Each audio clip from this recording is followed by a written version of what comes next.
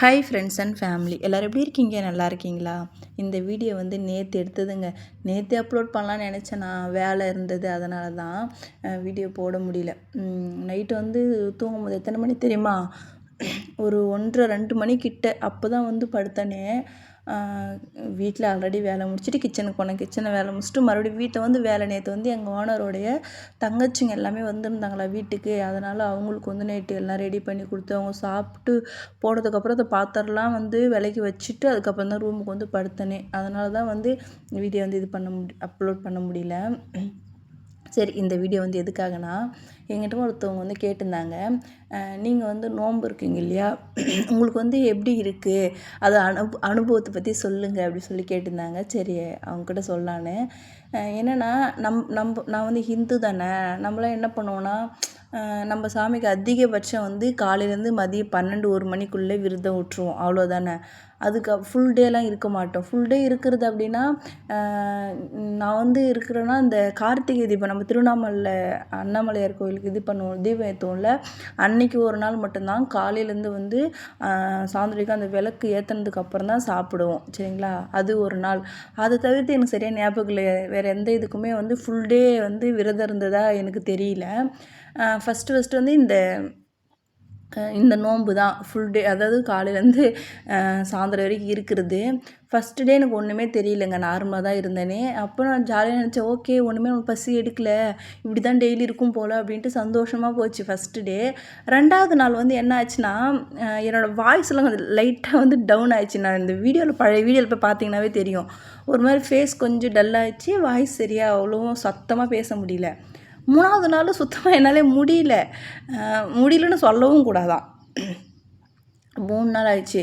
அப்புறம் ஒரு கட்டத்துக்கு மேலே 4வது நாள் 5வது நாள்லாம் நானே சொல்லிட்டேன், என்னால் முடியல, நான் பேசாமல் தண்ணி குடிச்சிக்கிட்டா அப்படின்னு சொல்லிட்டு தண்ணி குடிச்சிக்கிட்டா இல்லை, தண்ணி குடிக்கிற மாதிரி இருக்குது அப்படின்னு சொல்லிட்டு கிச்சனில் சொல்லுவேன்னா எல்லோரும் திட்டுவாங்க, எதுக்கு உனக்கு இந்த தேவையில்லாத வேலை, தண்ணி குடி, சாப்பிட்றின்னு கூட இருக்கவங்க எல்லாருமே சொல்லுவாங்க.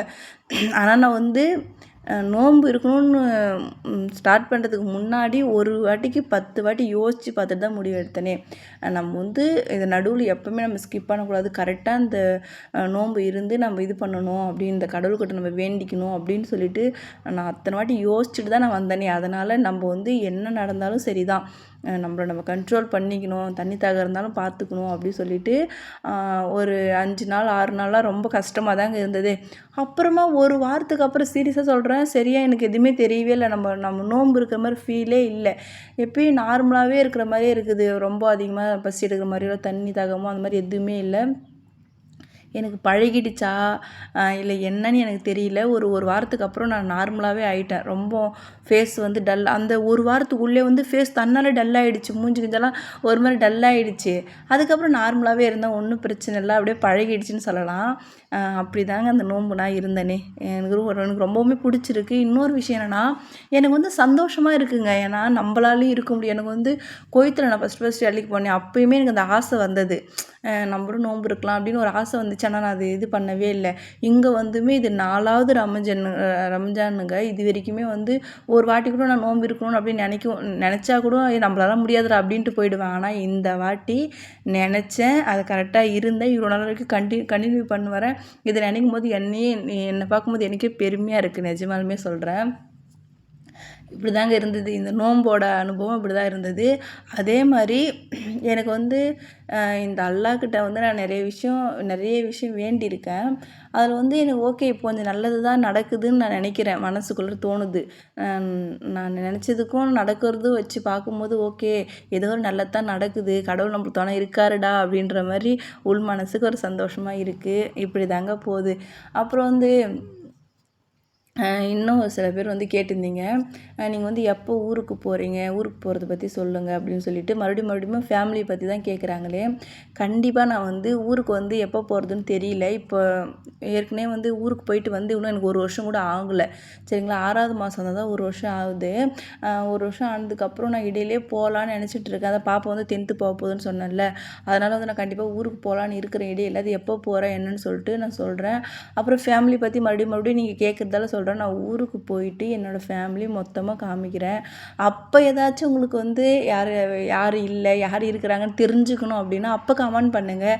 நீங்கள் கேட்குறதுக்கு எல்லாமே நான் பதில் சொல்கிறேன்.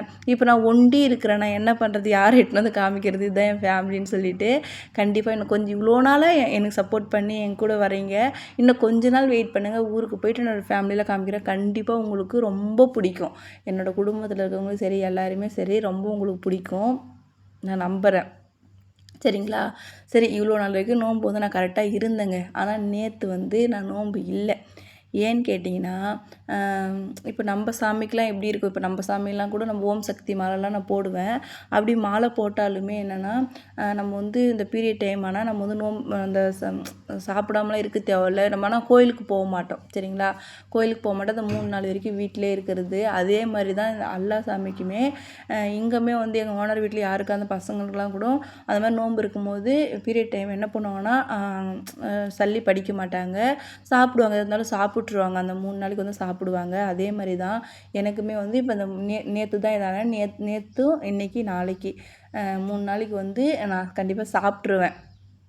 அது வந்து அப்படி நோன்பு இருக்கக்கூடாதான். ஆனால் இவங்க வந்து என்னென்னா, இப்போ அந்த 3 நாள் வந்து இவங்களுக்கு வந்து விட்டுறாங்க இல்லையா? விட்டுட்டு நெக்ஸ்ட்டு என்ன பண்ணுவாங்கன்னா, ரமஜான் முடிஞ்சாலுமே 3 நாள் வந்து எக்ஸ்ட்ரா வந்து அவங்க வந்து நோன்பு இருப்பாங்க. சரிங்களா? உடனே வந்து இந்த 3 நாள் இப்படி ஆயிடுச்சுன்னு சொல்லிட்டு விட மாட்டாங்க. அந்த 3 நாள் வந்து ரம்ஜான் கழிச்சுமே வந்து ஒரு 3 நாள் எக்ஸ்ட்ரா வந்து நோன்பு இருக்கிறாங்க. அப்படி இருந்தாங்கன்னா அதுக்கும் இதுவும் சரியாயிடும் அப்படின்ற மாதிரி கணக்குக்கு வந்து இவங்க இருக்கிறாங்க.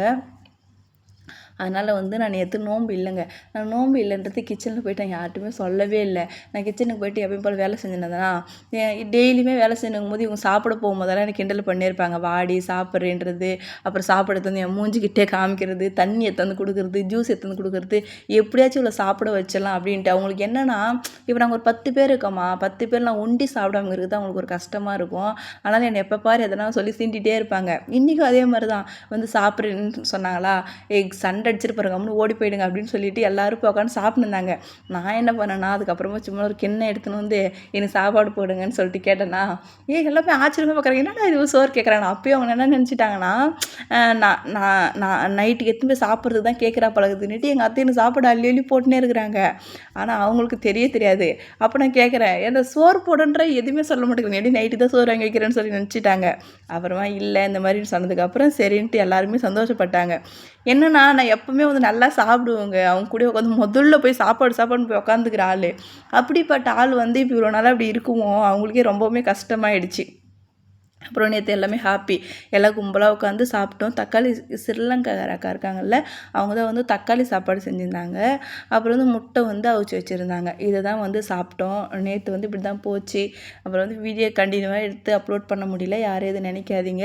என்னோடய வீடியோலாம் உங்களுக்கு பிடிச்சிருந்தா சேனலை சப்ஸ்கிரைப் பண்ணி சப்போர்ட் பண்ணுங்கள். ஓகே ஃப்ரெண்ட்ஸ், பாய்.